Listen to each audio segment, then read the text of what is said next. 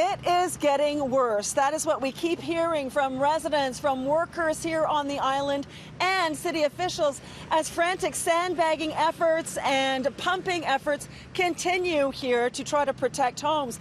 And things seem to be changing almost by the hour. Where I'm standing here right now is newly flooded. The ponding and flooding in these front yards is also new. And Hanlon's Point, as of today, is also partly underwater.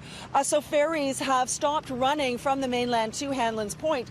The lake levels right now are at 75.9 meters.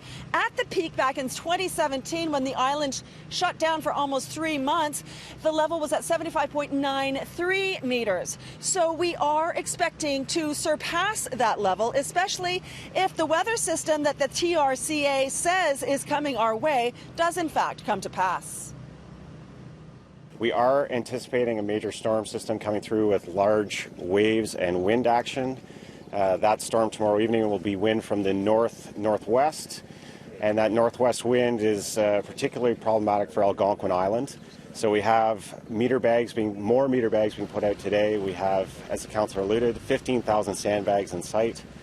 There are about 675 residents and 262 houses. The homes on Algonquin Island right along the shoreline are most at risk. So far, they have remained dry, but the evidence is there to show that the situation is deteriorating.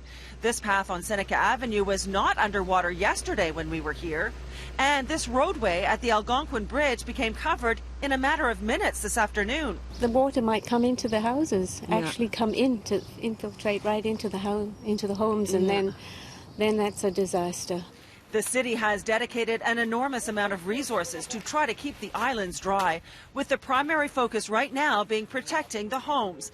They are spending $100,000 a week, have 24 staff here every day and 4 overnight, along with Toronto and Region Conservation Authority staff in addition.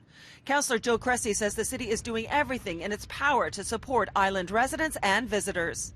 We're doing everything within our means to ensure that the island is open and safe. I mean, listen, you can imagine if you live in a house and you're seeing water going over a break wall, how distressing that is. I mean, that is not an easy experience.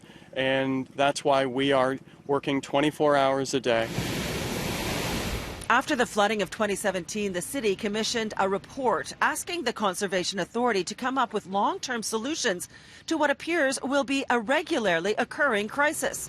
It is to be released in June, but one longtime resident has some ideas. He says we have to look to the Maritimes and Holland, who have dealt with similar problems for hundreds of years by building permanent and solid dikes and berms. We have to now assume we're going to have this flooding situation again and again. And it's going to be, this was a 2-year cycle, maybe it's 3 years, maybe it's 1 year, maybe it's all the time. It seems to me clear that when you look at what's supposed to be happening, melting of the Arctic and so on, water levels are going to go up.